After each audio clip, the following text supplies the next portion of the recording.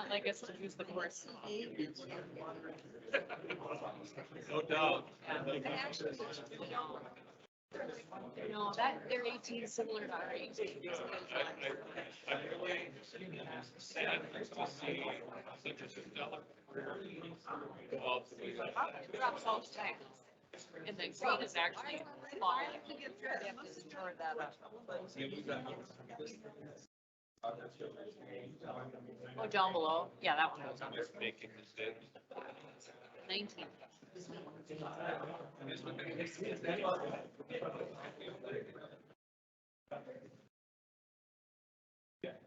I guess that's something on there. Barry. You last week. You missed the big deal. I know. How it was it really heavy award? Does it fill a table? How? I hope it was filled with money. Oh. He missed the groundbreaking because he had to go receive some big award in Bismarck. Really? Yeah. Huh. It's not just about the park district, apparently. Want one? Want mine? You have an agenda, you always have. Yeah, what's your agenda? Always pushing something. I'm ready for another groundbreaking. Are those shovels nearby? Let's Spent- go. It's been like 5 days. Come on, we're ready. We got the momentum. You Let's bought keep about of going. every shovel in the city of Fargo, I heard. You probably, this way you can increase the price and you can sell them on eBay. I heard rumors that Kevin and Dave were driving around town picking up all the mini shovels at every, On the boulevards?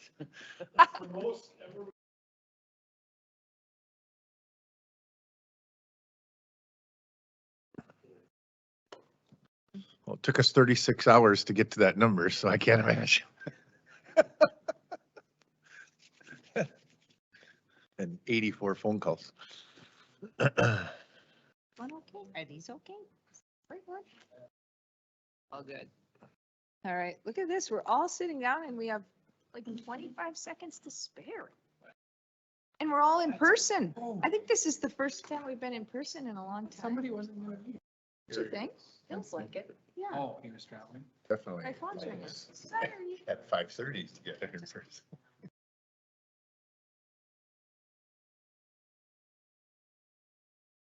Braden? Yes, correct.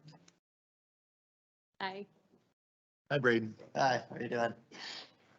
Wonderful. In case you thought it was Jeff. A Yeah. little different look. I was gonna say, Jeff hasn't shaved since we saw him last month. Lost some hair too.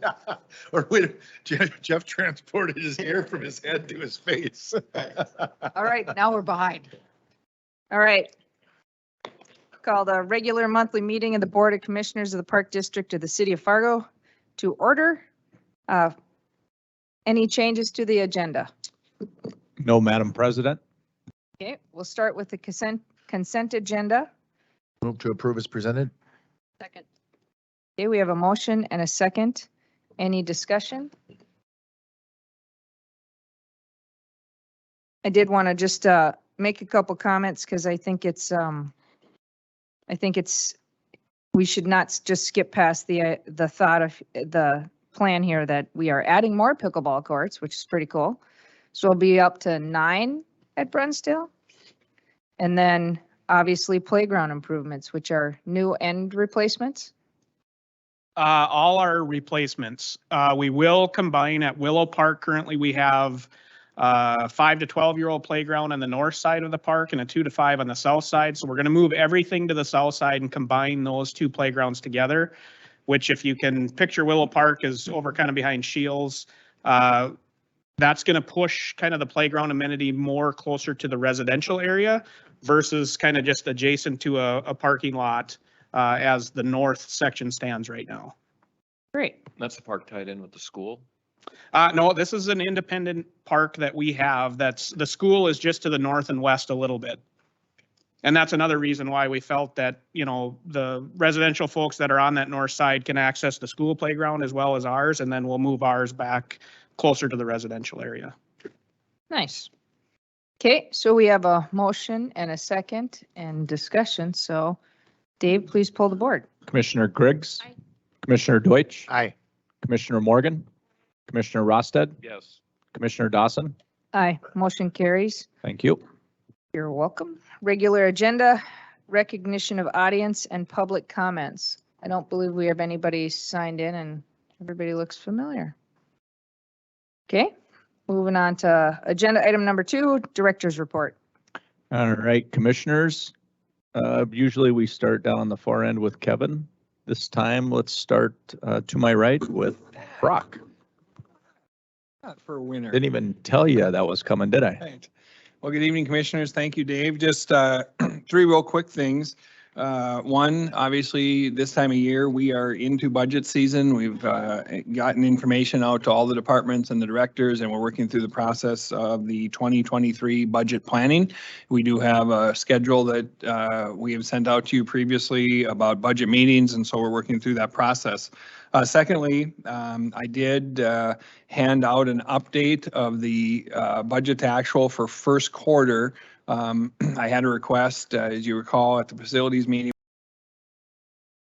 doing those regularly.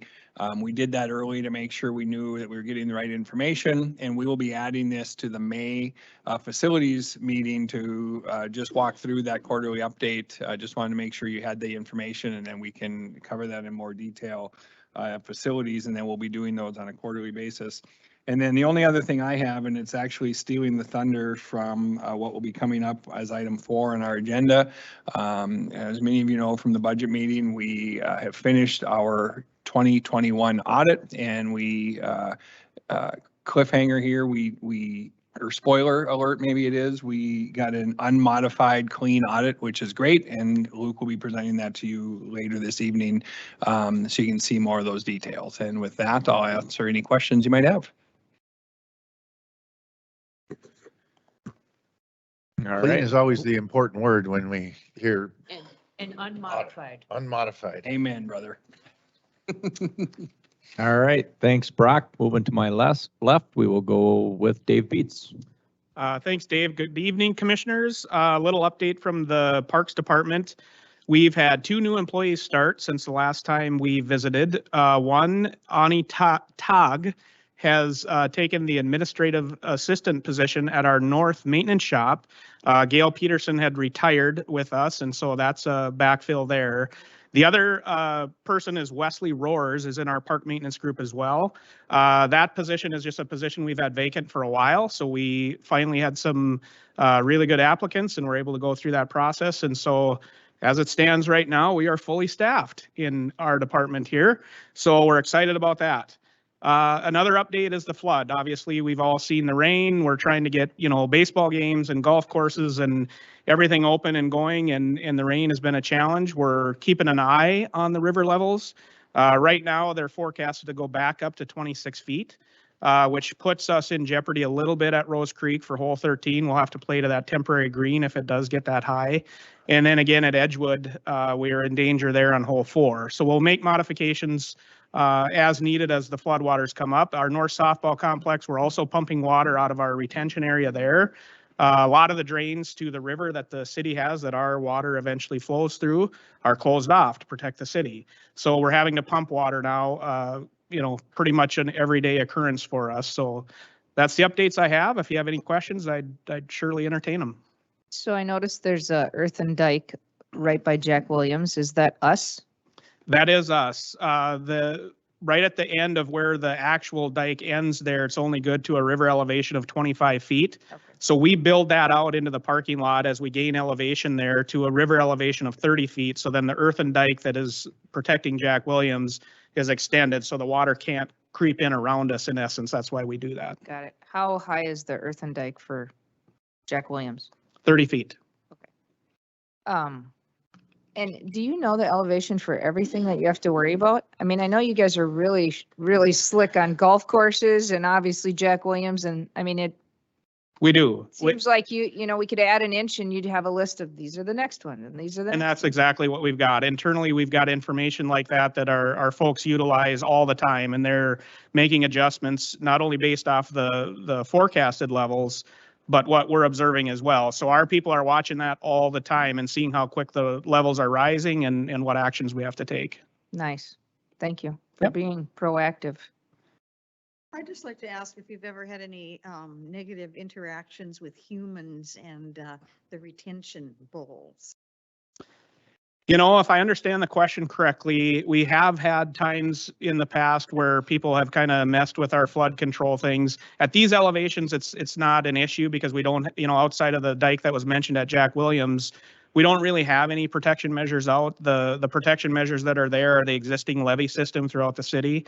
But we have over my history here, we've had where some of our dikes have been vandalized or people have taken things out, you know, sandbags and moved them at certain times. And the nice thing is it's never turned into anything detrimental. We've always, you know, observed that or found out about it before anything negative has happened.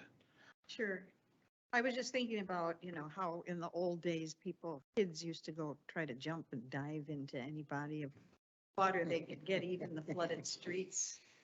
So I was just assuming that it would be part of your job to keep an eye on that. And we do. We keep, especially as the levels rise, we are very diligent about watching how quickly that water rises and where we need to employ measures. Thank you. Yep. Thank you, Dave. Anybody else? Moving on to our next, Brian Arrett. Good evening, good afternoon, commissioners. Just a couple items I want to report on. First is one you've already heard, but we received the awards in the mail yesterday from Dakota Medical Foundation for Giving Hearts Day. So these are the actual awards, shiny and nice lettering. And the two awards that we received, one was top 5 in fundraising for large budget organizations. We received a first place award from Dakota Medical Foundation for that, and that included a check for $10,000. Sweet. So that's exciting. And then the second award we received, top 3 in fundraising growth. So growth one year over the other. We received first place in that category as well, which isn't surprising because the first year we raised, I don't know, $40,000, and this year $1.4 million. So that's quite a big growth. That came with a check for $6,000. So exciting for the Fargo Park District Foundation, who is still a bit of an infant organization, to have the success we had this year in Giving Hearts Day. And I know you've been made aware of both of these awards prior, but seeing them in person and hearing about them are two different things. So I want to blow our horn just a little bit. So we're the reigning champions, We are, 2 times over. yeah. Don't use the word rain right now, but yes, we are. We are the Different champions. spelling. We are the champions. So we My got the friend. monies that we collected through that process on top of then getting these additional checks. Correct. The anonymous donor gift arrived, in the last 10 days, week, 2 weeks ago. So yes, the monies have all been received. Well, and this is a testament to all the hard work the staff put in, and they should be congratulated for this. Yes, thank you. And they have been. And think of the hill we have to climb next year Right. to continue being the champions. Says you want to retain your championship We're already status. working on it. That's right. The growth one's gonna, that one's gonna be the tougher one. Every journey begins with a single step, and we're stepping. Second item is Sounds Valley like a champion. Senior Services related. Our cook supervisor in West Fargo, who is in her 70s, has decided to go part-time. So she's going from being the cook supervisor to being a cook assistant, working 20 hours a week. So we're looking for somebody to take her place. So this is just a shout out to anybody that wants to cook for a senior meals program. Great job. Monday through Friday, no evenings, no weekends, incredible benefits, competitive salary. We are in the process of interviewing, and we have 2 interviews tomorrow. And we're crossing our fingers, hoping that one or more of those, or both of them, I should say, end up being, perfect for the job and that we get one of them hired. But just want to make you all aware of it and want to make the public aware, that we're looking for cooks. It's a hard position to fill these days. They do 250 meals a day. Not as many people like cooking that kind of volume. So it's a challenge to find a person that wants to do it. On the other hand, it's daytime work. It's not evenings, it's not weekends. So it's attractive that way. Nobody's sending back their soup. Not, no, well, I'm sure sometimes somebody has, yes, but not lately. So that's all I have to report. Seinfeld or Kramer did that? That's no soup for you. That's the whole nother thing. Yeah, that's Seinfeld. No, we're not talking. Muffin tops, whatever.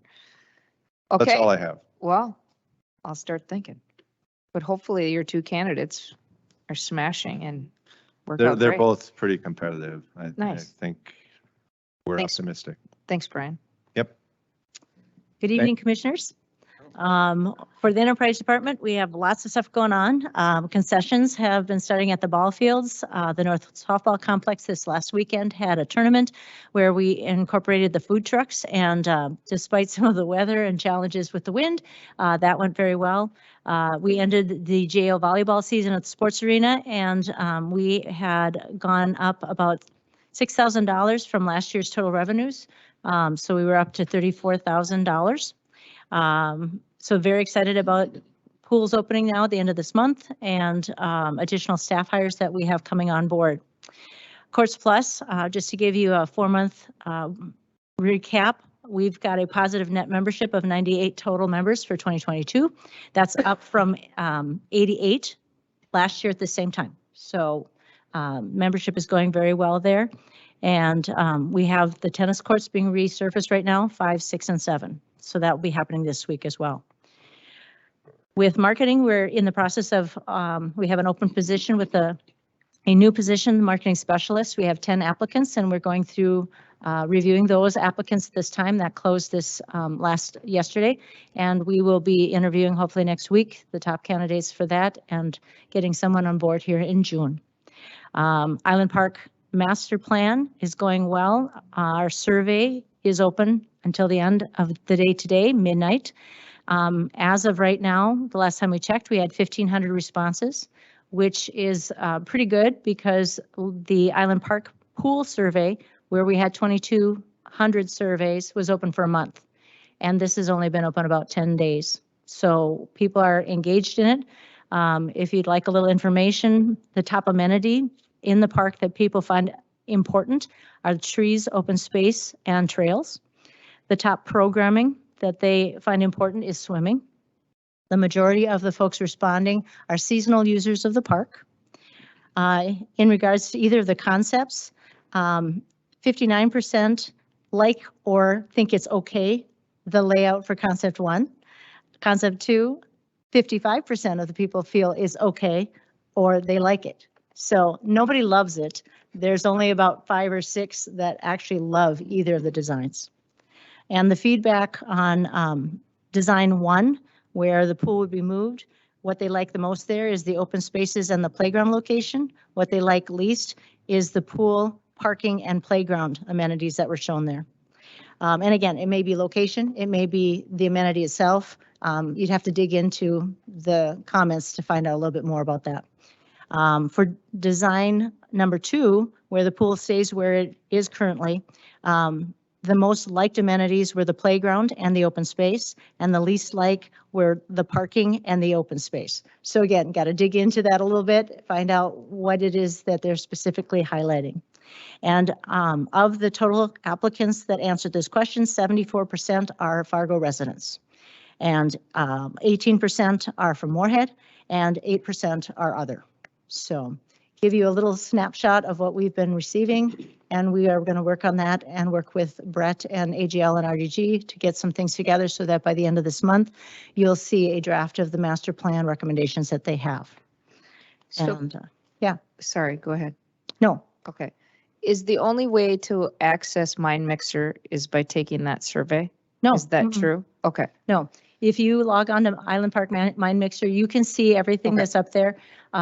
If you want to comment, it's good that you would, the only way you can do that is to register so that, again, the policy of that is they don't want anonymous trolls or other folks just Sure. popping things out there. Because the Mind Mixer is at the end of the survey. Yes, You take the survey, it takes you to Mind Mixer. And if you're like somebody, you hit done and then go, oh, wait, I just saw Mind Mixer, and then realize you missed it, Yeah, but you can't access it. And when does Mind Mixer close? that will be open through the process. Okay, And we have yet to determine, once this plan is adopted, how long it might live out there. And because again, the information that's there, we will also bring back to our website and have available for people to have access outside of Mind Mixer, because that platform is more about the conversation and not about just posting what the master plan is. okay, thank you. And then otherwise, golf is wet. And we are trying to be open as much as we can. And the guys are doing a great job, but it's wet. Yep, well, the grass will be greener. It might be raining on your parade, Kevin? So before we move on the statistics, is somebody from the consultant going to do the data analytics on that so they can see what's statistically significant, what we want to focus on? I mean, are we going to go through that, or how? Both parties have been looking at the data, because again, depending upon what you're looking for, you might want to dig into the comments. So we have given them access to the actual comments, the raw data as well. And once this is complete, we do plan on sharing this report also with you, as we did with the Island Park pool survey, so that you can also go through and kind of see bits and pieces of it as well. Sounds good. Carolyn, before you give up the mic, just maybe inform the commissioners one thing we learned this afternoon about the Downtown yes. Neighborhood Association. So I promised Dave that I would mention, we did have a request from the Downtown Neighborhood Association to get copies of the 2 different designs, and they are meeting at Island Park on Thursday to tour the park and look at the sites. I also provided them the information from Brett that he presented at the actual public input meeting. And that way, then if there were questions about some of the descriptions, they would have it based on what he actually had in his presentation. So that we just had seen posted today, and Aaron from the Front Room Tap House came over and asked for that information. So we provided him with those pieces of information, and they are probably going to then summarize what their thoughts are and get them back to the Park District to share with the board. Sounds good. thanks, Carolyn. Kevin, are you talking about pools? I will be. Okay. It's really about so I'll start off in the grand opening. I want to say a big thank you to everybody that helped with the groundbreaking ceremony last Thursday. We thought it was a great event. Special thank you to Stephanie and Tatiana that did a lot of work. They're out there at 7 a.m. They were there till the end. So special thank you to those guys that really put their heart and soul into that groundbreaking. We will be having a wrap-up meeting next week to get back. So if you have any comments, positive or negative, feel free to reach out to me or to Stephanie that's tracking all that information. So pools will be opening shortly. We are converting, as I mentioned in our all-staff meeting. No longer will we have the tags on the swimsuits or towels. We will have electronic check-ins, membership cards, just like Quartz Plus of the golf courses. The nice part about that is we'll be able to run a lot of reports off of that. If you walked over there, Sean is still over there tonight, getting things set up for all the computers. So it's been a large task to undertake, but it will be so nice to have those installed at all 5 pools. The last thing I have is we got garden plots that will be for sale at Yunker Farm. This is going into our 2nd year. So Yunker Farm used to take care of those. We now take care of selling those spots. There's 272 of those spots. They're $20 a piece. Nothing has changed. NDSU goes out there and maps out all those garden spots, and then Dave and his team takes care of the grounds for that. Those will go on sale June 1st. We really had to push it back because it is so wet up there. There's standing water all over in those fields. So people have been pretty receptive to that, but it is what it is. We're going to bring a concession trailer up there and sell them on site. We tried to sell them out of the house last year and it really didn't work very well. So we're going to do it right out of the parking lot in a concession trailer that will be up on that site. So any questions you have for me? So you said Yunker Farm used to sell them. Did they sell them and then keep that revenue for themselves? As far as I know, yes. Okay. That is correct. So we're now collecting that revenue, and That is correct. hopefully we're putting that some place that we can put that back into the site. Yep. Are there expenses involved with that? I mean, Just- obviously staffing. Yeah, just staffing. I don't think, Dave, from your standpoint for the operations side. Yeah, there's not a lot there. We till the gardens every, fall and spring and getting ready for the spring planting. And then we'll go about midsummer and do a weed control on either plots that have been abandoned or just around the end that didn't sell. We're trying really hard to get people to buy from one edge and continue, because in the past, when the Children's Museum did it, they would let people pick plots all over. So we're trying to gain a little bit of efficiency there. So when our team does go in and do their weed control, we're not, getting in between somebody's garden area and area that's left unkept. And the NDSU group donates their time to stake out all those garden spots. Nice. Yep. Nice. Yep. Thank you. Thank you. Thank you, Kevin. And just to follow up on your first comment about the groundbreaking, I just want to reiterate that we thought it was amazing. They did a super exceptional job all the way down to positioning the construction equipment in various spots in the background. So, and having that alternate station to take pictures at, I mean, obviously we took our picture at that, but all the different user groups, Fargo Youth Baseball came over and took their Yeah. picture at it. So Oh, that picture didn't turn out very well. But I mean, the point is it gave everybody an opportunity to do their own thing, and at the same time not prohibit it from moving on. And obviously the big picture was awesome, and bringing the bucket out there and taking it from down and getting representation from each of our partner groups from the youth was awesome. So Well, and we're gonna have a couple more of these, obviously, with Island Park Pool. We're gonna have it with the grand opening of the sports complex. So we can continue this momentum. I think it's a great opportunity. yeah, I think it's a great opportunity to celebrate. I mean, we do all the legwork on these things, and we have our groundbreaking ceremonies, and we in the past, before this one, I feel like we kind of just got them over with to get going, and or whatever, or the ribbon cut, and it should be an opportunity for everybody to celebrate steps in the process, because projects of this magnitude, Island Park Sports Complex, whatever, are long enough processes that each step should be equally celebrated. So Absolutely. hats off to everybody for that, because I haven't heard anything but 100% positive comments about that groundbreaking. Yep. So Very We well were just done. missing some banners that didn't get delivered. They were sitting in Minneapolis, so we got those now. But there were just banners out front, so it was no big deal. but Nobody knew it. But Vicky brought the wind, remember? So they would have That's blown away anyway. Nothing was damaged permanently. I don't know. But it was awfully windy. I don't know how those signs would have held up. But other than that, it was beautiful and perfect. So No. Thank and, you. And, Appreciate it that. was top-notch professional, not to reiterate everything Joe said, but then the genius of even the banners that you guys can reuse. I mean, Stephanie and Tatiana hit it out of the park. It was just fantastic. So Appreciate that. thank you. So All right. Thank Oh, you, sorry. directors, and I'll turn it back Dave's to you, up. Madam President. Mine, we'll just talk about mine. Will be number 6 on the item, so I'll turn Sounds it back good. to you. Next up, we have Fargo Youth Baseball presentation, Alex Sumner, and I think you might have brought backup. Moral support. come on, If Grandy, you wanna got to come up too. If you want to come up there, then we can all hear You're not you. here just to look good, Grandy. Come on. You got to display the hat.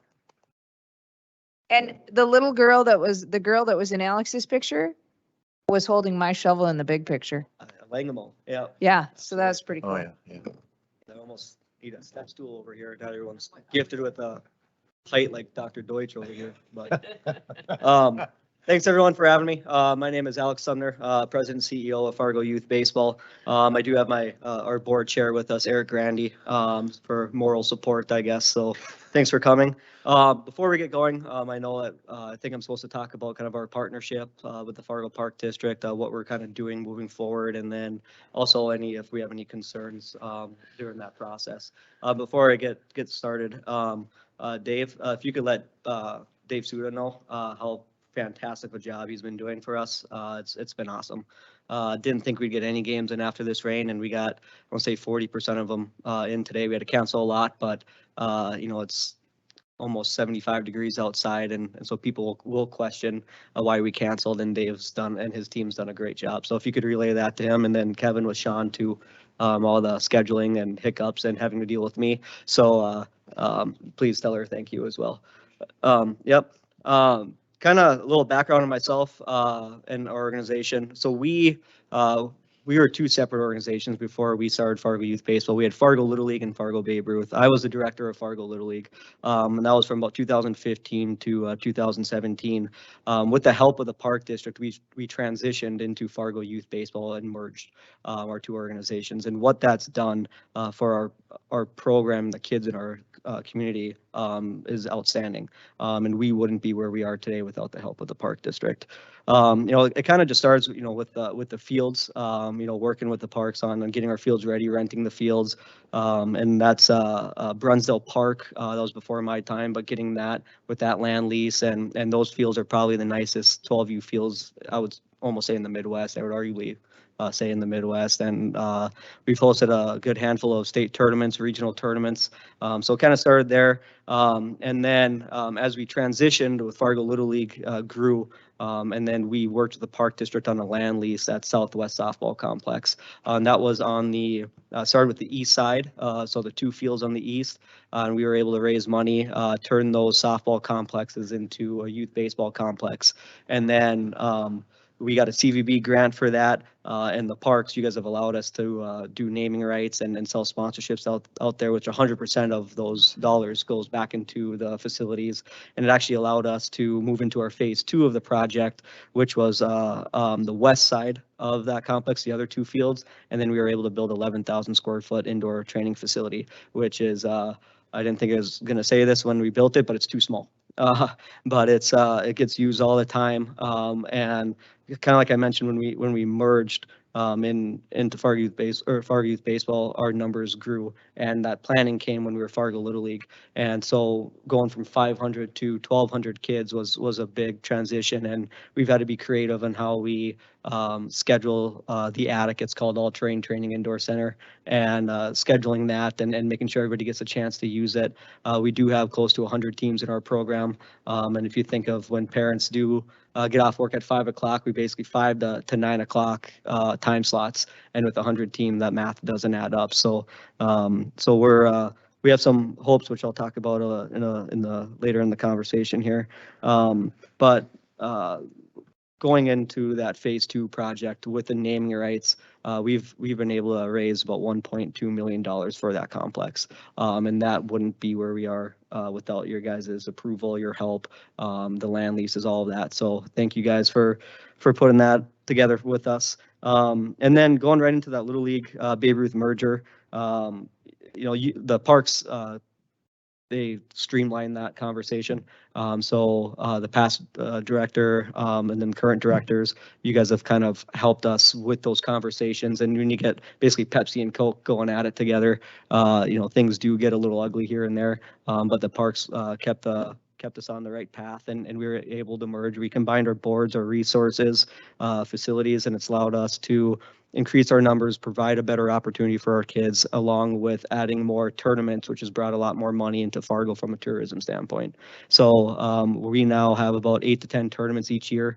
We have our first one this upcoming weekend. Hopefully the rain stays away and we can have that, but we have 60 teams in that alone. And then we were also able to offer what we call the NIT tournament, and that's we kind of not in travel as kind of how we phrase that. And there's all these tournaments for these travel kids in the elite side of baseball, but there's nothing there for the recreation kids. So that they might not have that opportunity to play in a state tournament, and that NIT tournament gives them that atmosphere to experience that. And so 2 years ago, right before, or actually right during that COVID transition, we had 117 teams playing that tournament. And, thank goodness we didn't have any rain, because what a nightmare for scheduling that would be. But it's that tournament's grown each year, and we've actually had to split up into 2 different weekends now, just to allow for more teams to show up. So that's kind of a big part of the merger. And then as things got going, we've done a lot for our 12 and under program, but we haven't done anything for our 13 plus. And so that's when we worked with the Park District Post 400 Legion program, and we came up with Starian Field. And the Starian Field, there's about $1.1 million into that right now. The Parks and Fargo Youth Baseball, we combine and put in a turf fund. We do 5,000 a year. The Parks does 10. And then that's in an escrow account, which we can use for future improvements if we need to. And then we handed over our concession stands to the Post 400 Legion program, which 100% of those funds goes back into renovations or any improvements at Starian Field. So that's a great relationship for there. And then along with as we grow as an organization, we have to be creative with what the rest of the Midwest is doing. And one thing that we had to come up with was our 13-year-old program. Our 13-year-old program in the past has gone 60-foot mounds, 90-foot bases. That's a big transition for kids. Some have developed to young adults, some have not. And so we went to 54-foot mounds and 80-foot bases, and that kept the speed of the game going. It helped with their player development, and working with the Park District on that, reallocating the base dimensions and everything on the fields, working with Kevin, your team, and Dave, your team on working on Anderson Park, and that's been awesome for us too, in a nice centralized location, and it also opened up more tournaments opportunities for that too. So that 13-year-old division has been phenomenal. Now we have what we call the Red River Valley League, and the Red River Valley League is Fargo, West Fargo, and the surrounding communities, and we have about 3,000 kids that participate in that. And part of that league, the 13 specifically, we have 21 teams that participate in that 13-year-old program because of that transition. And so that's been awesome. And again, we can't do that without the help from you guys. And then kind of moving on, the Fargo Parks grants, once you guys started that program, we took full advantage of it. We like to move fast, like I said, and always fundraise, and each year we want to add something new, and the Parks has allowed us to do that, and then also invested into that with the foundation. So Brian, thank you for all your help with that, and then you guys for approving those funds.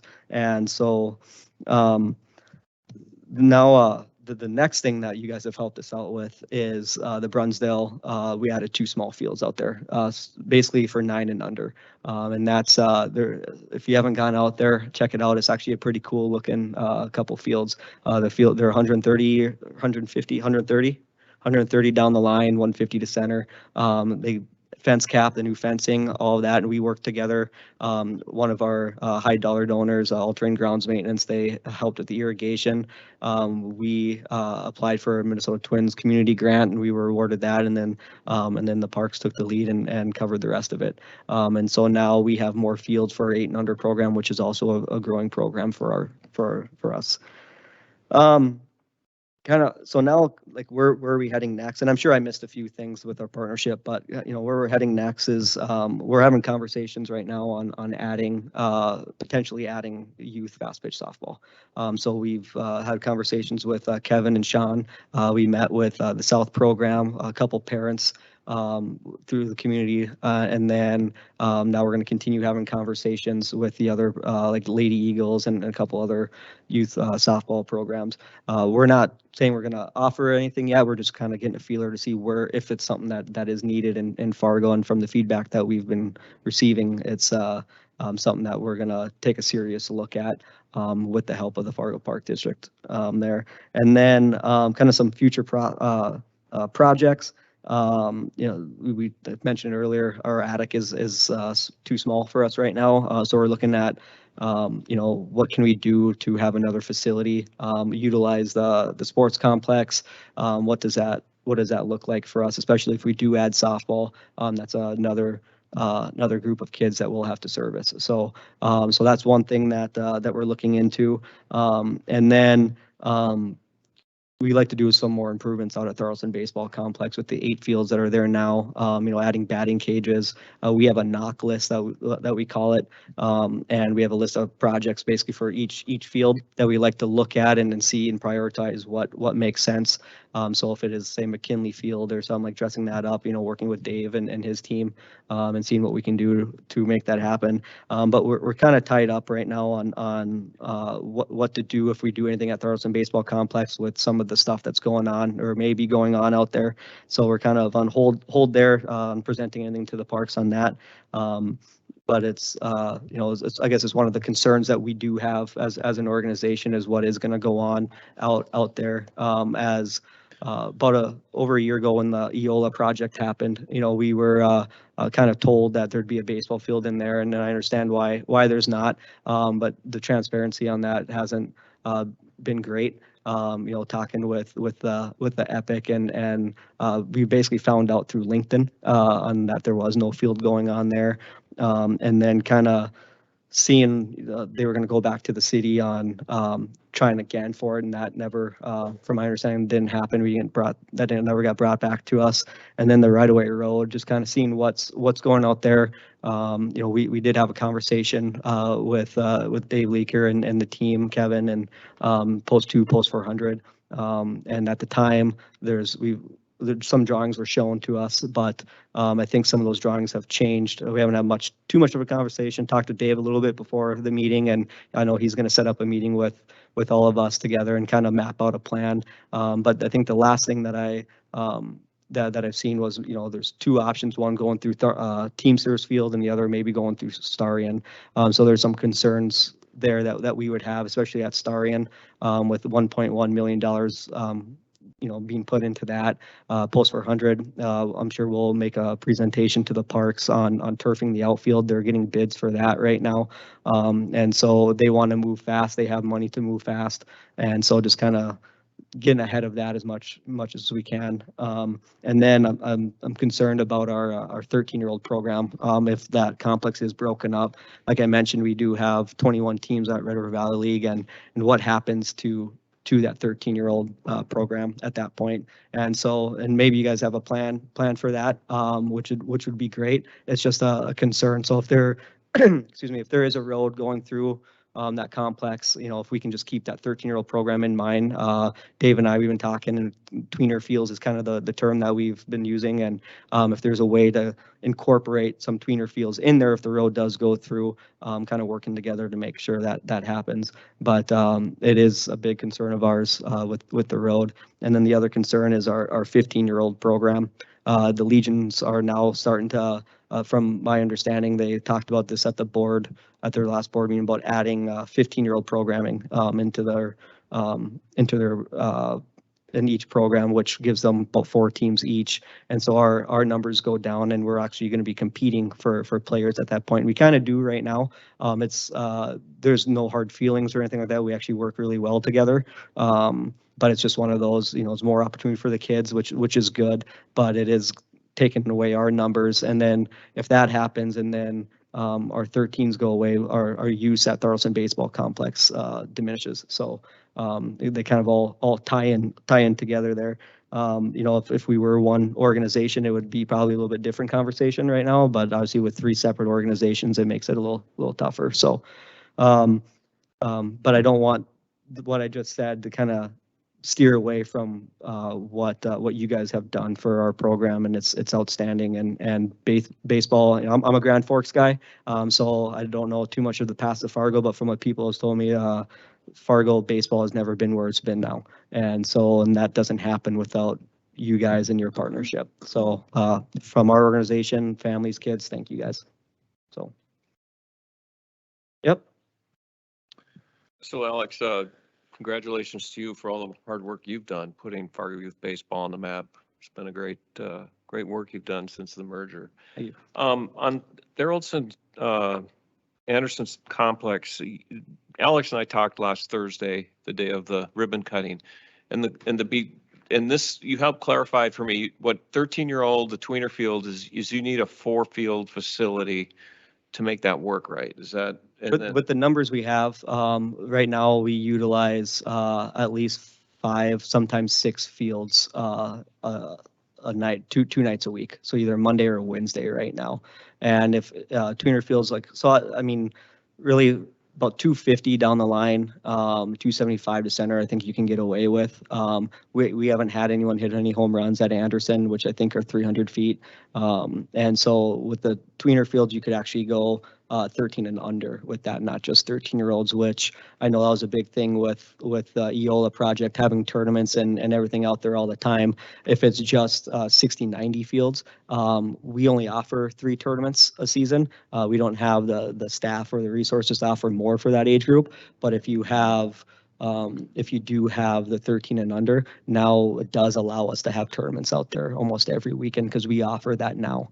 So. Well, it was important that you clarified that for me, because prior to us talking, I didn't quite have that understanding. And the other thing, just since I got the floor here, is I've been a part of the Roger Maris Golf Tournament for 30 plus years, and it's transitioned now to more of a corporate event by Sanford, and Fargo Youth Baseball's taking an active role. Maybe you want to just do a quick brief on that. Yeah, no, we, the Roger Maris Week, so we work with Sanford, and we're actually working with Jeff in the Parks program on this too. So it's kind of a big event for us. But on Tuesday of the Roger Maris Week, we offer a baseball camp. And so that'll be held at the Arlington Little League Complex. And then Kevin Maris, post 2, they kind of put on the camp with us kind of leading the charge as far as like the facilities aspect of it, and we help out when needed. And then we one of our tournaments, our 12 and under tournaments, is called the Roger Maris Invite, and that kind of is the tail end of the whole week. And we have a home run derby. Excuse me. We have a home run derby, which is each player from every team will get an opportunity to participate in that. And this year we're actually going to have that at Starion Field, the final round anyways, but every kid has an opportunity to make that home run derby. And then all that money that we raise, it's $10 to enter it. And then all that money that we raise goes into the cancer center. And so it's been fun being on those committees, talking with the Maris family, and then you invited me the one year to go golfing with Raleigh Fingers, and what a treat that was. So I think I still have a cigar. My clothes smell like cigars. So Did his mustache, was it still curled? it was. I made a putt, and he said if I didn't make it, he was gonna kick my ass. So that was So that was good. Yeah, you never. Yeah. I did make the putt. Yeah. So the tail end of it. So no, that was fun. But yeah, no, the Roger Maris Week, it's something that there's 2 tournaments that we take great pride in, and that's the Roger Maris, and the other one is the Liam G. Mad, which is a suicide prevention tournament of Liam Mad, who took his life not too long ago. And so we have a committee partner with the 463 Foundation on that, and it's those are our 2 big tournaments that have that mean a lot to us. Yeah, I was going to mention that tournament because that's something you didn't necessarily have to do, but you took it on and found it to be important to the community. And it's not just about baseball. I mean, you do a lot more that weekend than just baseball, which is really cool. Yeah, and I get choked up a little bit when we talk about that one.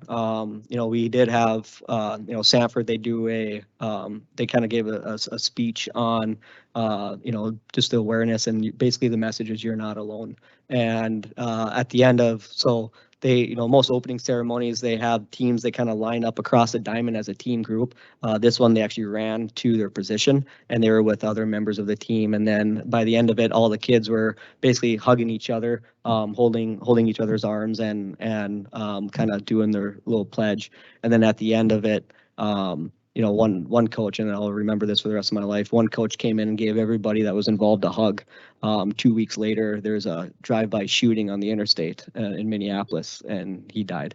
And so that was a tough one, but their president from that organization wrote us a long letter on how much that tournament meant to him. And that was a really cool thing to hear.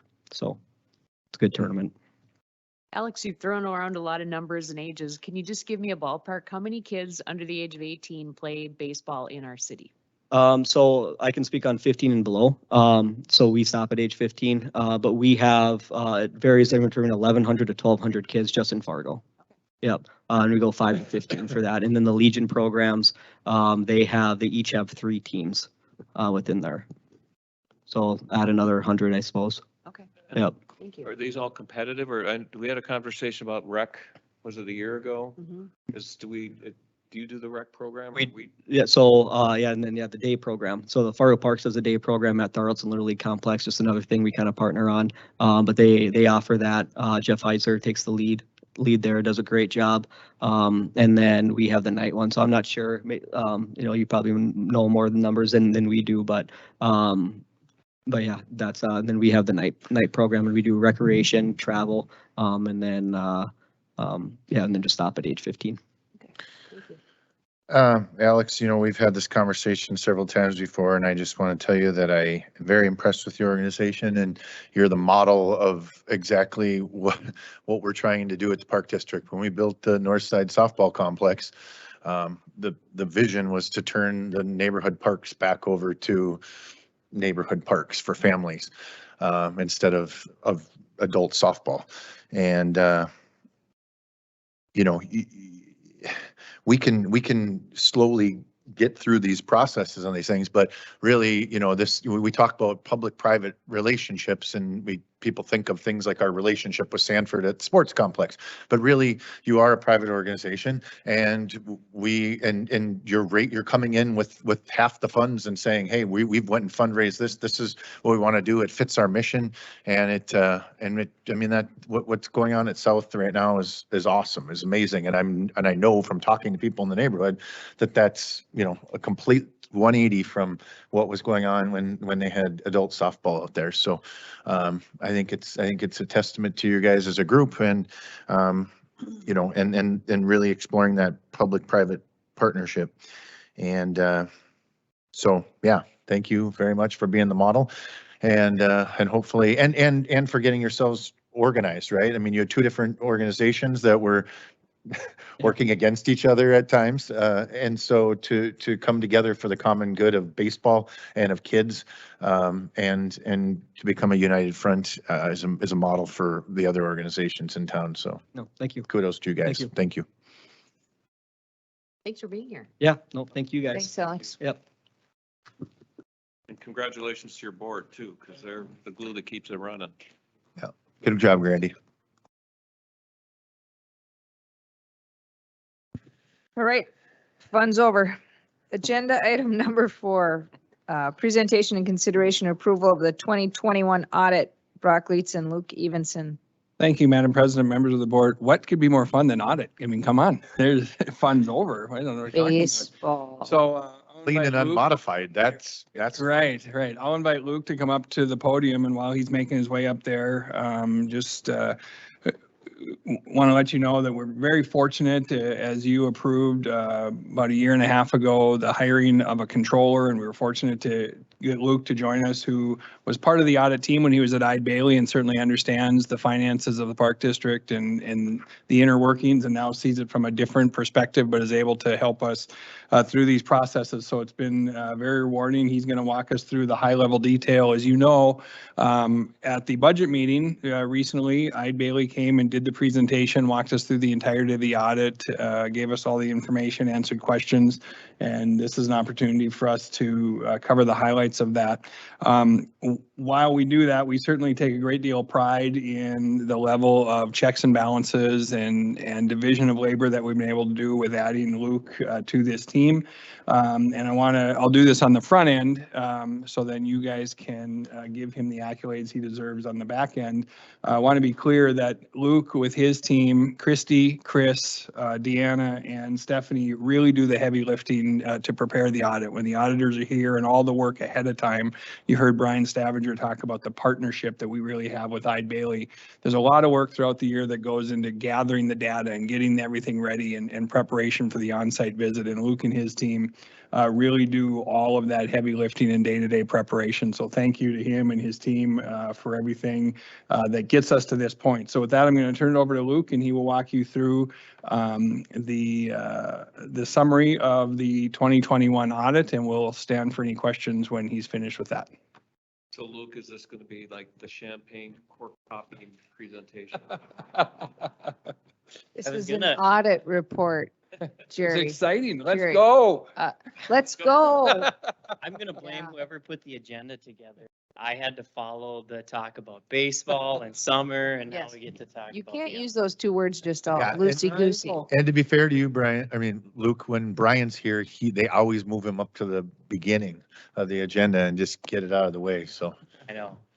I just want to say that there's Staff nothing intern. more important than the audit. That's right. There you go. Because we wouldn't Yeah, there we you wouldn't go. have baseball without Right. the audit. True. Yes, well, thanks for that great introduction. I appreciate it. As you know, we're going to go through the executive summary. This is a boiled down version of our financial statements. We have seen this throughout the years, presented by Ide and Brian Stavanger. So we'll start with the first page. Just to give a quick audit recap, again, Brian presented all this to the budget committee meeting last week. So I will be reiterating it and summarizing what's up here. So if you have any questions, stop me and we'll answer them as they come up. So anyways, the audit is performed in accordance with generally accepted accounting or in auditing standards, government auditing standards, and Title II U.S. Code of Federal Regulations. Those are the three regulating bodies that oversee our accounting and audit practice. So that is the whole reason why the audit is performed. And what the audit is to obtain reasonable assurance, not absolute, but reasonable assurance that the financial statements are free from material misstatement. So again, they don't test every transaction, they summarize and they test on a materiality level. So they test a lot of high dollar transactions, but then they also do test low dollar transactions as well. So you can see some of the audit procedures that they did go through, as well as some of the estimates that are made in our financials. Nothing new here that we haven't seen in previous years. Just a quick audit recap. This is the timeline. Our audit does go through. We meet, I believe we met with the auditors in November this year to kind of discuss some of the changes that have been going on in 2021. They come out and do field work in March and April. Those are the weeks we're heavily involved pulling details and transactions. And then they do the financial reporting in May. And then we did finalize the audit actually May 5th. So we have to blame Ide Bailey for making an error on the executive summary. Cinco de Mayo. Luke, how many hours would you say we put into an audit, just generally? You mean as far as our staff? Our staff, yeah. That's a great question. It's probably a pretty high number. You know, and it encompasses a lot of things, whether it's approving a journal entry or having directors sign off on expenditures or pulling details, all that can be encompassed within the audit. It could be thousands of hours. Here are the audit results that, again, Brian presented last week and Ide Bailey presented a clean audit opinion. What in audit terms, that's an unmodified opinion, meaning the financial statements are materially accurate. Again, this is just their professional opinion. It's not absolute, but it is reasonable assurance. This is the highest and best audit opinion you can get for your financial statements. And I think we've gotten this audit opinion ever since I've been involved in the audit and probably dating back many years. Next slide. Now we did have a clean audit opinion, but we did have one financial statement finding. Now there are different severities of financial statement findings. The top one is a material weakness. That is the most severe. That could be a material error that's on your financial statement or a finding that could lead to a material error. We did have a significant deficiency. That is one step below in severity for the material weakness, as the auditors did prepare our financial statements. So they are disclosing that fact. And they also did propose some journal entries surrounding some pledge activities since those were new this year. So again, we did have the finding. The finding has been on our books, I think, for the last 5 years. But I believe in 2020, we reduced the number of findings from 2 to 1. And again, we remained at the 1 finding this year.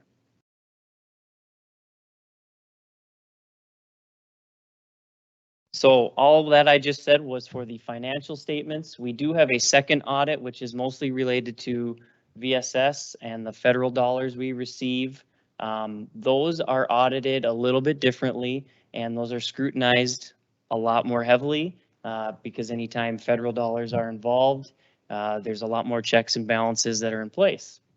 Brian does a great job at VSS and his staff And again, we received an unmodified opinion, 0 findings for the federal audit.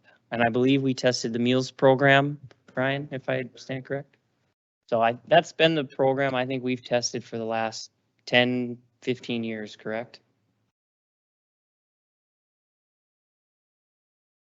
Just to update everybody, this year our audit did include what we call, or what the auditors call, discretely presented component units. These are legally separate entities. Valley Senior Services, the Fargo Park District Foundation, and Valley Senior Services, again, are legally separate. We have our own tax ID number for those entities, but they are included in the financial reporting package for the Fargo Park District. So they are included in what is audited by IDE. And again, these also received that unmodified opinion. The Fargo Park District Foundation and Valley Senior Services were two organizations, the two foundations were two organizations that had never been audited before. And so this was the first year that they were audited.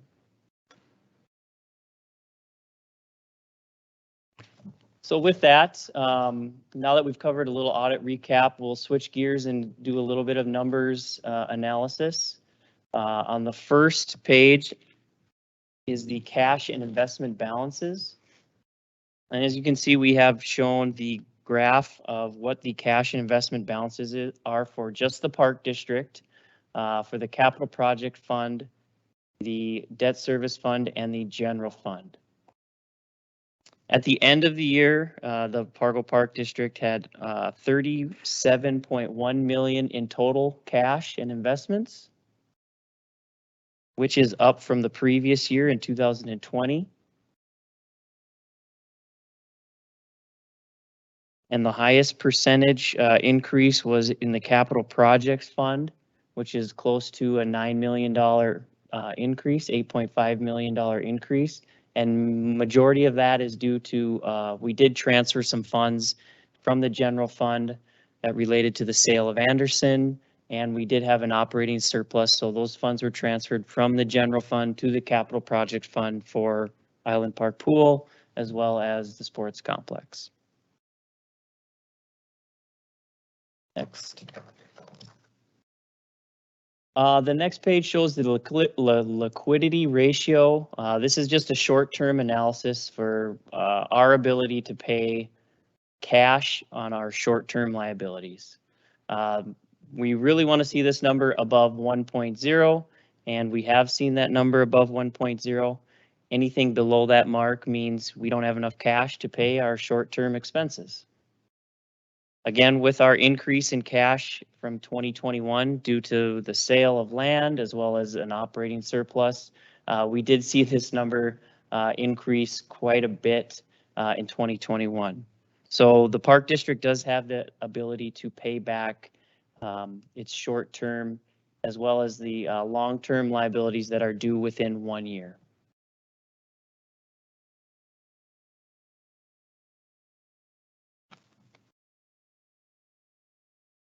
Now we'll get into more of a revenue and expense analysis. The first graph shown is for the revenues for just the general fund, and it's an overlay for the last 10 years of what are the primary revenue sources within that general fund. Taxes in blue make up a large majority of that. For 2021, that was $15.4 million. Charges for services in the green, meaning when a customer comes and pays for golf or pays for a program or pays for Quartz Plus, or I'm sorry, not Quartz Plus, but pays for a program, that would be in green. That would be what a charge for services. That was $6.7 million. The intergovernmental is mainly made up of state and federal aid at $2.9 million, as well as others, which include interest income and some other miscellaneous revenue sources. So in total, we were just north of $25 million in the general fund for revenue. As far as expenditures go, the similar style graph, this is just for the general fund. This is total expenditures for the general fund and transfers out. So the transfers out aren't classified as an expenditure, as we're just simply moving the money from the general fund to the, mainly the capital projects fund. But that's represented in green, that $10.9 million that we did transfer. And then we had we had $18.8 million in annual expenditures. Of that, 10.8 were for wages, 5.9 were for operating costs, and 1.4 million were for capital outlay, which the capital outlay is in the red. And the orange is the debt service, which was just under $1 million.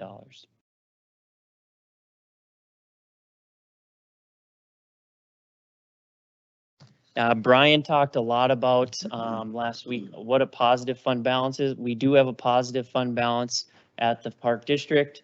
I'll let you guys go through these reasons why having a positive fund balance is a good thing. Brian really keyed on the last item, you know, a cushion for unexpected expenditures or revenue shortfalls. You know, we saw COVID happen. That really didn't affect the Fargo Park District like it did other organizations. But who knows, you know, we're seeing labor shortages and large costs increase right now in many items besides products and payroll. So having that positive fund balance helps us realize and pay for those costs on an ongoing basis rather than having to borrow a short-term loan or anything like that. So next slide. These are some of the categories of our fund balance. The main two that we have 4 of these. Non-spendable, restricted, and assigned. And unassigned are what we have. The largest portion is unassigned. That we have full control over. We can spend however we want to with those reserves. The assigned portion is the next highest category we have. We have designated things like forestry, in case Emerald Ash Borer were to come to Fargo, pension costs, health and medical insurance, and I believe property and casualty or property insurance are 2 other items that we have assigned dollars for just in case for the future. Next slide. So here's a look at what those balances were at the end of 2021. For those 4 separate categories that we discussed. We saw a big jump in the green category, which is the unassigned fund balance, to 6.6 million. The blue category was at 3.5 million. That's that assigned category, the pension, insurance, forestry, the restricted dollars, the 35,900. That's our Friends of the Depot fund. We can't spend those without consent from FM Area Foundation, and those have to be spent for the Depot Plaza. And then we have some non-spendable fund balance, which represents what our prepaids and inventory items. Those are costs that we have already expended and we hold in either a prepaid balance or an inventory already.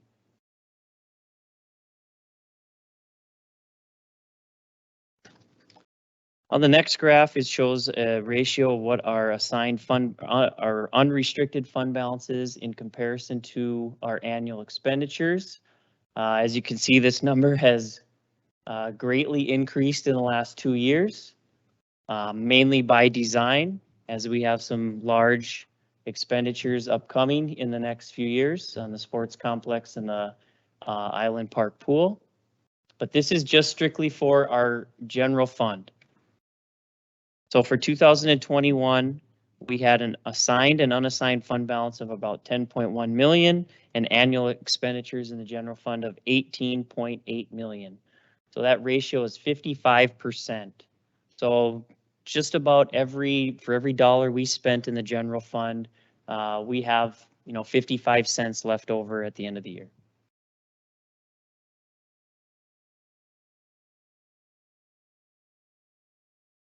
We do have some other funds included in our financial statements. The first being the debt service fund, pretty straightforward. We levy taxes.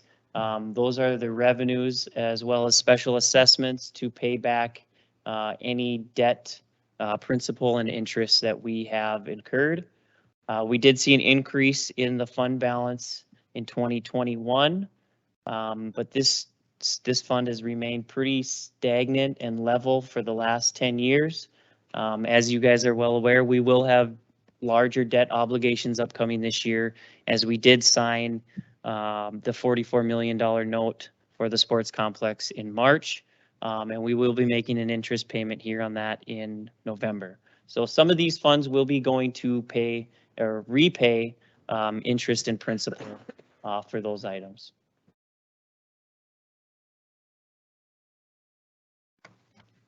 And the next slide is our capital projects fund. Pretty straightforward. This is mainly funded for the use of capital projects. Our main revenue source here is transfers from the general fund, and you can see why that number increased so much in 2021, as we did have a large transfer in. That was planned as part of the sale of Anderson land.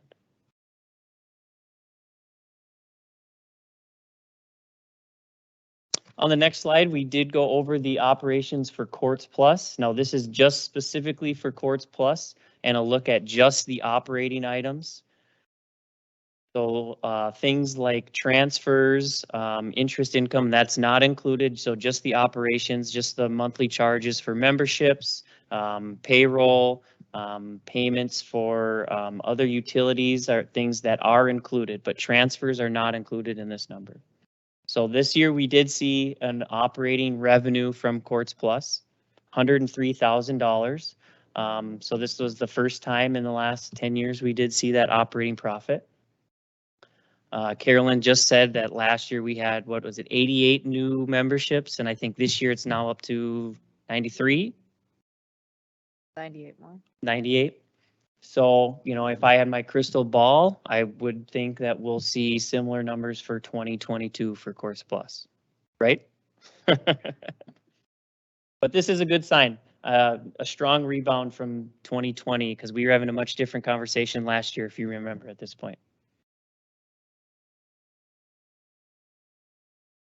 We also included in the financial statements, Valley Senior Services and their revenues. Now, this again is a legally separate entity and a component unit on the financials, but we include in the reporting package. So we'll present today just the revenues from the VSS. Large majority of them do come from the blue category, which is that intergovernmental, which is federal, you know, mainly the meals and the transportation program.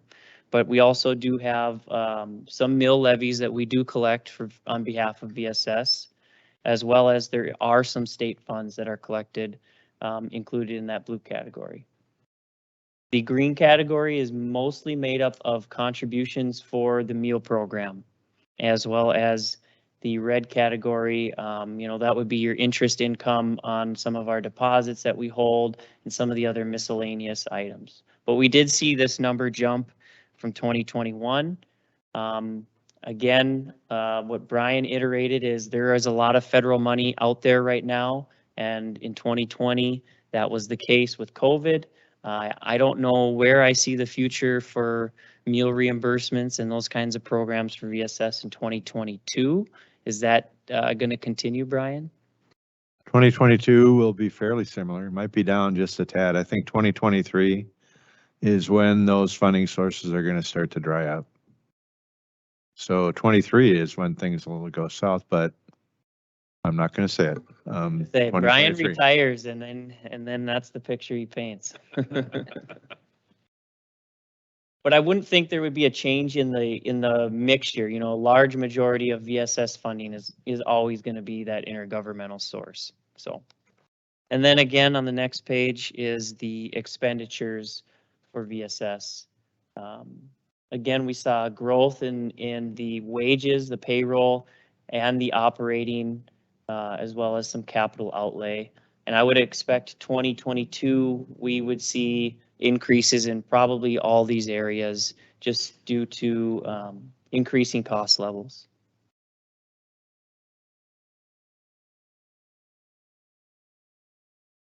On the next slide is the debt service coverage ratio. Again, Brian wanted to iterate not to look at a point in time for this, as it this graph really jumps all over the map, as it shows what our cash flow available is to meet annual interest and debt payments. Again, a ratio above at 1.0 is what you want to have. That means we have cash flow available to pay back our debt and interest. But you can see the trend line from beginning in 2020 or 2012 to 2021, trending upward just because we have, we have collected more in comparison to what our annual debt and interest payments have been.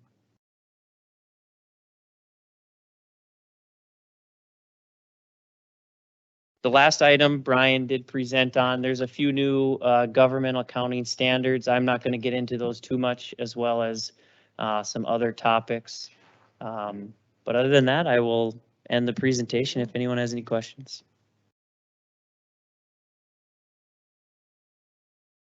Well, I'm glad we're managing our money, and I'm glad we're doing it properly, and thank you for going through it twice, because that helps me.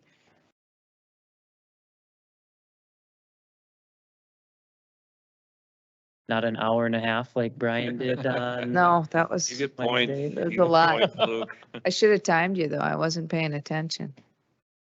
But thank you. All right, thanks. Thanks, Luke. Thanks, Luke. Thanks, Luke.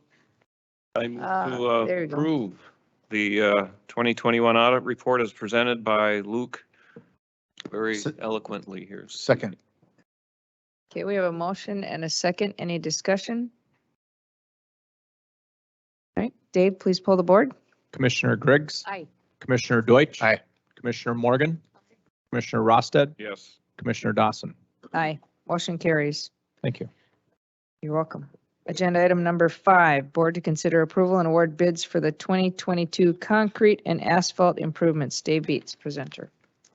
Thank you, Madam Chair. Commissioners, the information before you is a result of a bid that we held last week. So I want to start off by saying I appreciate the ability to bring this bid to you tonight for consideration.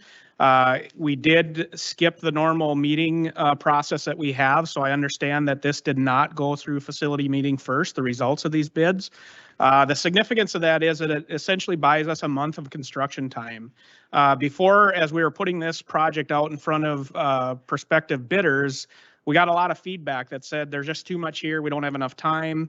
So that was one of the avenues that I appreciate you allowing us to bring the results of this bid forward tonight for consideration. We did hold the bid last Thursday.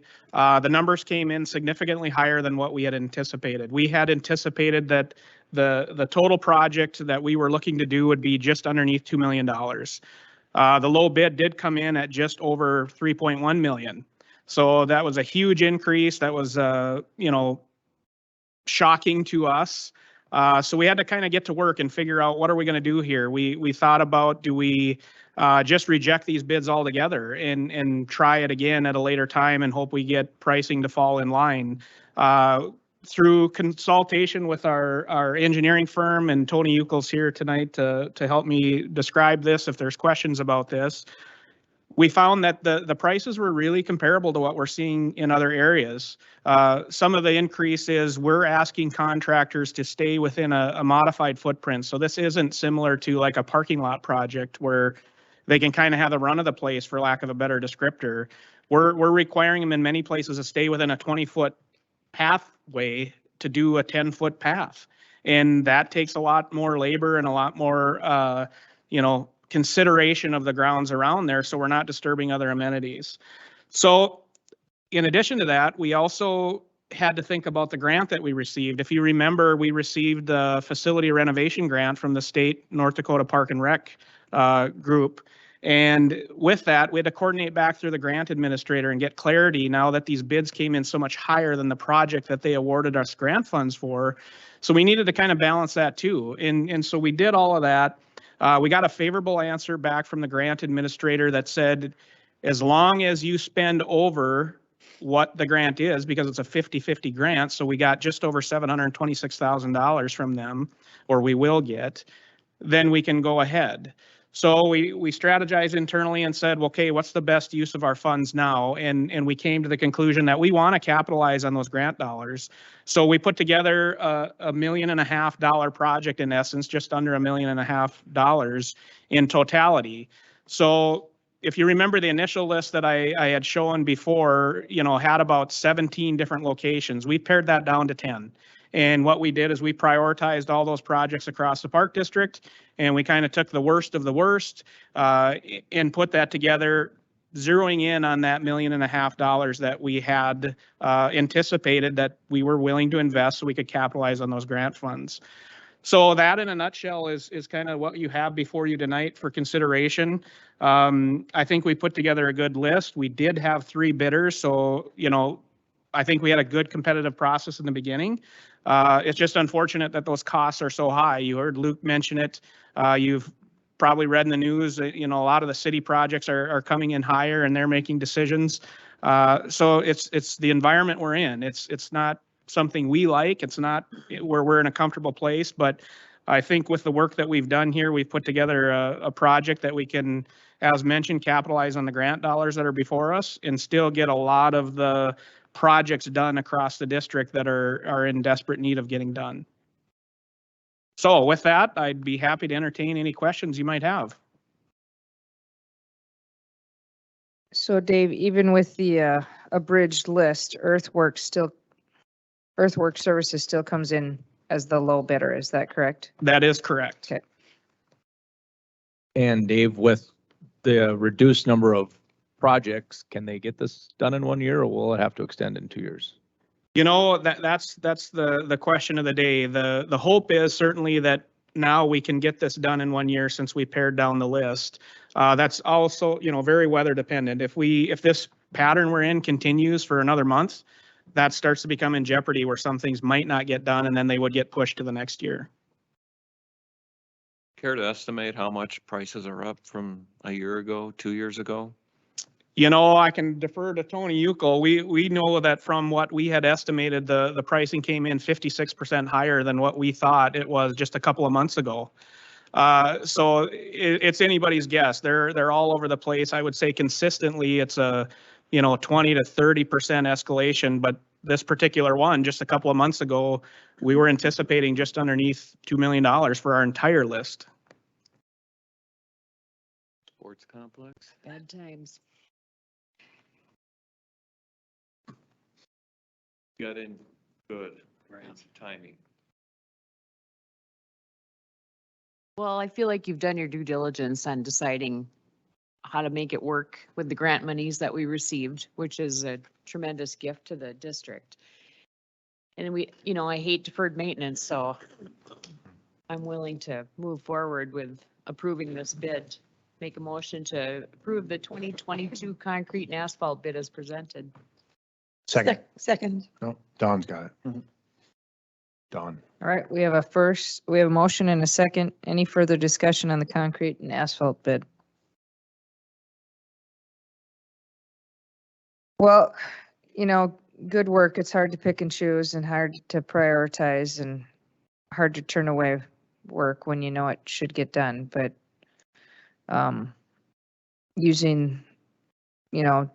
being conscientious about the extra money it would cost and how it would impact us with other stuff, that's a big deal. So you had a lot of moving parts and a lot of choices to make. So thank you for your efforts. All right, Dave, anybody else? Okay, Dave, please pull the board. Commissioner Griggs? Aye. Commissioner Deutsch? Aye. Commissioner Morgan? Aye. Commissioner Rosted? Yes. Commissioner Dawson? Aye, motion carries. Thank you, commissioners. Thank you. Thank you.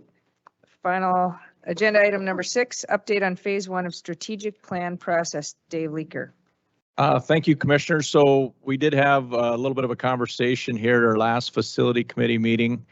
I believe it was when Commissioner Griggs and Commissioner Morgan were there, and gave a little brief update on this and just had some really good conversation about how we're proceeding with this. And so, Commissioner Griggs did say, hey, it'd be nice just to have this conversation with all of our commissioners, some good thorough discussion. And so that's one reason we wanted to get this on our agenda for the May board meeting. The time frame coming up, the directors have been working very diligent over the last several weeks, having some kind of strategic planning sessions and working through our kind of key issue matrix, and then, restructure and how that affects the org chart.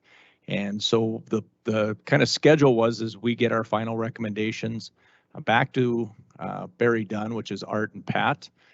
They will look at that over the next week and a half, and then they will get us their kind of rough draft back for kind of phase one of the strategic plan.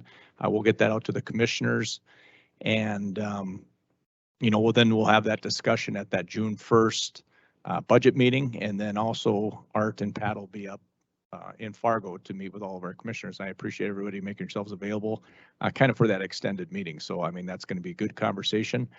And then at the June 14th board meeting, which will be a very, very busy board meeting, and along with election night, is we'll bring our final recommendation to commissioners at that time. But I think through the whole process, with this phase one of the strategic plan, kind of as I related, is kind of getting our internal house in order, getting us set up for the next, 1, 2 to 20 years. And I think you got to look at this, every so many years. Roger did it when he was hired. I know Joel took a shot at it when he was hired. And I think this process, we've had all of our directors. We've had interviews with our commissioners. You've been part of the process. We did have our supervisors and our managerial staff as part of several of these meetings with Barry Dunn. We did reach out to some local community members, stakeholders, to get what their feedbacks were for, this type of strategic planning for the Fargo Park District and what they liked and didn't like about the Park District. So I feel we've got some really good input. I've talked to some of you commissioners, and I think going through this project or process, I think we're real close. I think we wrapped things up at our directors meeting on Monday. We carved out some special times to kind of put the final touches of what we thought would work for the organizational chart. As I mentioned, we're going to send that off to Pat and Art, along with the mission, vision, and values, and then kind of the key issue matrix for some potential opportunities in the future going forward. So we just wanted to kind of have an open discussion with you commissioners and get your thoughts. Feel free to ask questions of any of the directors. Just kind of a pretense for what's going to be moving ahead as the schedule allows. So with that, I'll kick it off to any questions or thoughts or. So at the facilities meeting, just for my own personal knowledge, I just wanted to know, with the strategic plan that we're working on and the org chart that they've come up with, I just want to know our directors' opinions and what their staff was saying too, and how it worked out, and if it was a good process and what it kind of meant for them in the future. And it was such a great conversation that day. I thought it would be helpful for all of us to hear that, because, they're the ones in the trenches. And the process was interesting, how they put it together instead of looking at specific jobs, but really looking at tasks and how things go. And I use the word bucket and how they fall into buckets, and maybe there are buckets on the list that don't exist right now. And some of them are hybrids of things we do, but they aren't necessarily aligning. So it can be kind of off-putting for staff as we go through this process. So that was how we discussed it at the strategic planning or the facilities meeting. So I just wanted to throw out my disclaimer. So obviously Barry Dunn gave you guys a org chart. Hey, this is what we recommended. Do you see many changes? Did you make many changes? Did you?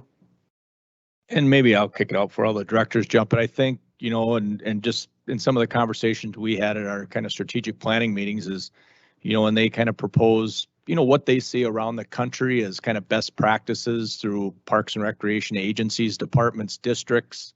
We kind of looked at it, and I think, feel that they can all make their comments, but we kind of all just took a step back and said, really, that's kind of how you see it. So, after kind of, digesting that for a week or two and looking at it, I think we take what their expertise in the area from what they see around the country, and then we try to figure out how does that work, in Fargo, North Dakota, and what we all grew up under, and how do we make all that kind of work and be harmonious or whatever. So I'll kind of turn that over to any directors that would like to make a comment. No, I think it was a good process. One thing that I benefit from is both these gentlemen are in the park and rec field. So they've done my job. So I had preliminary conversations before we actually rolled this whole process out with Pat and Art. So I think it ended in a good spot. Obviously now we need to put the timeline together. If you guys adopt this with the funding mechanism that we can fund some of these changes that are coming up. So I think the next step is looking at that timeline and the funding part of it. But I really appreciate the work that's been done, the conversations that have been had. I think the input that we've had from all staff. Even though the directors and managers were part of the initial conversation, each one of the directors, I think, went back to their own teams and shared that information with their staff. I mean, it's very transparent, but I think at the end of the day, it's a good process. I think we're going to end up in a very good position. Thanks, Kevin. That was best to go first. Now you're done. I'll add my comments as well. I think it was a good process, so I echo a lot of what Kevin said. I like that we got our staff involved in this, and that was a step I think that was missed the last time that I've had experience with this.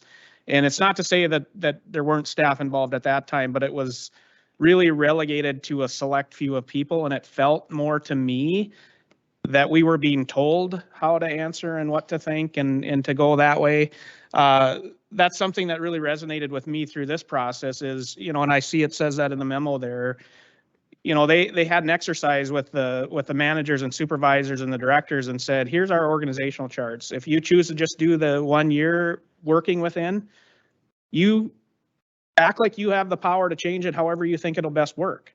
And if you want to look at every single organizational chart through every department, do that as well. We want all of the input that we can possibly gather. It went a step further than that. Our managers then took that back to their teams, and we had a lot of people that weren't at the physical meeting that did that same exercise, and we submitted that information back to the consultants. So I really like the process as well. I'll admit when they first came out, and I think we all have that human nature piece of when you see something new, you start to think about, well, where am I? How do I fit into this? And I did that too. And once I was able to kind of move past that and think about things, I was really hesitant with how they showed the top of the organization initially. And I've talked to several of you about this, in passing, and really when it turned the corner for me, it was when we identified that matrix of the information that came out from the board members and the director interviews. A lot of those, I think, are an example, at least in my mind, of where we are. And there's just so much work that goes into everything that we do. And I'm not trying to patronize anybody here. I think we all are very proud in what we do. But the fact is, we're mired down in things. And I don't want that to sound bad, and I don't want people to mishear that, because they're all important things. But what we're really lacking, and what clicked for me, was we need people at the top of the organizational chart that are visionary and strategic in the way that they think. And a portion of that time that we do that now, and I've said this to the director group, I've said this to many of you commissioners, we're kind of stuck right now because we're trying to do all of these things all at the same time, and we don't have enough time, in my opinion, to allot to that sort of thinking. And I think that's what this organization needs. I don't think it's a downplay on what's happened here in the past. I think we've existed very well from what we've dealt with in the past. But I think it's time to move ahead. I think it's time to look forward. I think it's time to say it's okay to have those sorts of people, and that's the main function of their job, is to do that and not necessarily be in the day-to-day. So that's kind of my 2 cents on it. It's a great process. I'm confident in it, and I guess that's about all I got to say right now on that. Very well said, Dave. Thank you. Yeah, I wasn't here the last time that this happened, and this was kind of my first go at this with the Parks and Rec world, and there's some things we do very differently. And anytime you go through this process, I think it challenges the status quo. And so people start to have a little bit of fear and protectionism. And what I've noticed amongst our leadership team, amongst the managers and supervisors that were involved is there's a real willingness to just open up and say, how can this work better? And that doesn't mean it wasn't working. It's just how can we be better? And one of the things Jerry has talked to us about is efficiencies and really understanding how can we improve on what we do and really measure those things where we can improve. And there was a real willingness to do that. And Stacy, you hit on it earlier. Barry Dunn has told us, if they've told us once, they've told us 1,000 times, don't focus on people. This is about, and it's not to dehumanize the process, it's about look at tasks and workflow and responsibilities and where does it fit and how does it work best and where does it flow best. And I think the more all of us could get there, even though it's human nature, as Dave says, to wonder where we are, which one is us, you really have to understand how does it flow best. And then there's a place for everybody and more. Stacy, you've done a great job lately about saying to us, do you have enough people now? Do you have enough to do the work? And once we can focus on the work and the tasks, it helps us identify what that is. So that's what's been rewarding to me is really, has it been difficult? Yeah, and it's been challenging, but we've been able to sit and have pretty candid conversations about what would work best and how do we get where we need to go. And I really support what Dave Beats said in that it has to be okay to be thinking strategically and visionary and not getting your hands dirty. It's okay to get your hands dirty when you need to, but it's okay to spend the bulk of your time really thinking about what's down the road, what's coming, and how do we prepare for that, being proactive rather than reactive, because we're great at putting out fires. I'm not sure that we've always been great at seeing what's coming our way and how do we get there. And they've really helped us focus on that, which has been rewarding, I think. I'm next. You don't have to go. No, I I've- want you to go. I've spoken to many of you about this process. When Joel brought it in and we put things together, there were several things that didn't fit. We never fully discussed them and they kind of got set in a spot, a holding spot.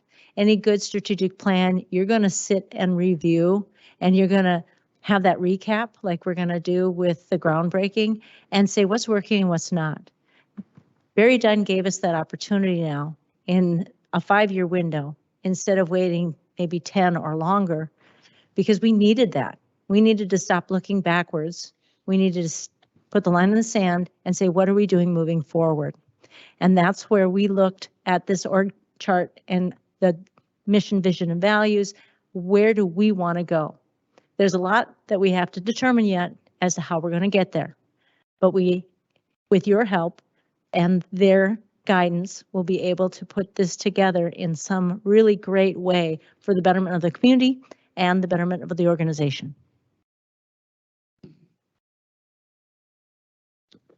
I don't know that I really have much more to add than what you've already heard. You're the anchor, by the way. I don't want to drag us down either. You know, Valley Senior Services is kind of the odd duck of the organization. Barry Dunn was confused about how to include us in what they did. You know, and we're not traditional when it comes to how park districts operate or when it comes to who's included in what park districts do. So in that respect, I kind of sat on the sidelines a bit through this process. Not that I wasn't included, but I think what Barry Dunn has put together and what the directors team has kind of helped to solidify is a great structure going forward for the greater part of the park district. Not that VSS isn't still included in the park district, we are. But I think the focus has been how to operate the more traditional side of the park district more effectively. And I think that's the focus of the whole team. And I think the plan that we are working with Barry Dunn and you on solidifying will accomplish that. So that's my 1 cent. Well, it seems very thorough. I mean, we've seen a lot. It's taken a long time. I think that's a good thing. You know, they've dug into every corner and asked lots and lots of questions and questioned things and told us, yeah, you shouldn't do it like that. And then we pushed back some here and there, and then they said, well, okay, you can do it how you want, but so it's been interesting to see the process unfold. And you guys, yes, sir? Just one other comment. Yes. Don't mistake where we're at in this process. This is not the end. This is the beginning. Sure. You know, everything we've done up until now is to set the stage for how to move forward. It's the moving forward that's going to get it done. And that's going to take months, years really to accomplish. Absolutely. So we have to all be ready for that. Yep. And don't mistake that BSS gets to still be a piece of our pie, because we want you to be a piece of our pie. Yeah. Even though you're the odd duck, which I haven't heard before, but Right. we're proud to have VSS as part of us. At least you're not the odd man out. Fair enough. So thank you for all your comments. I don't know if anybody has any other questions. I was just gonna say, oh, sorry, let me quick. A common theme that I heard throughout everybody was, hey, you know, it's a lot of work and, you know, we have to come up with a vision, but, you know, they took all your information, they took all of our information, and they came up with, so to speak, a rough draft. And the beauty of the rough draft is this now is sitting in your lap. And of course, Dave eloquently put it, you know, immediately. And then he's like, but I had time to digest or whatever. And it wasn't just presented to me that this is what it is. It's, you know, give us your feedback. And so it becomes organic to a certain extent, and it becomes your plan, because you're brought along through the process and you're given the opportunities to have your inputs and whatever else, which then that buy-in comes. And when you hit bumps in the road or whatever else, everybody's on board to work through those, because everybody's in this together and it wasn't just dictated to someone. So I appreciate all your guys' hard work, and I know it's time consuming. I know there's still plenty of time consuming left, but you can at least know that it's yours, so to speak. It's your vision, it's your plan, or everybody's. It's the Park District's vision and plan, and so everybody's hopefully on board and moving forward that, because again, no plan, no vision is perfect, and there'll be bumps in the road, but as long as everybody's on the ship, because everybody's been involved in the process and has input, I think that's how you weather the storm. And you did it while running input meetings for Island Park, master planning, pools, parks, getting ready for the biggest project we've ever built in our history, getting used to new people, being short of people, moving people to the right places. So, I mean, well done. Mhm. On the And a beginning. smile on your faces so far. Well said, Stacy. All right, anybody, anything further? No, and I just kind of want to thank all the directors, very, very eloquently said, and I think they're all happy. I'm happy where we are right now, and I think it's as Brian said, it's a start. So I appreciate everybody's help. All right, anything further to add to the board meeting before we adjourn? Move to adjourn. Okay, we have a motion, so moved.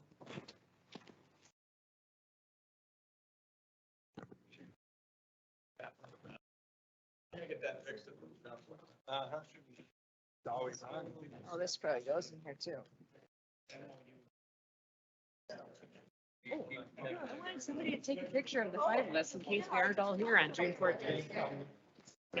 You look fabulous. That's a good point. The fact that we were all here together. He's right on the corner. Yeah, is that great? Does he rent some of that out? We got one shirt. That's one of the reasons I talked to him is because I have been finding renters for him. These are Excuse me. MOUs No. for Audubon. and we're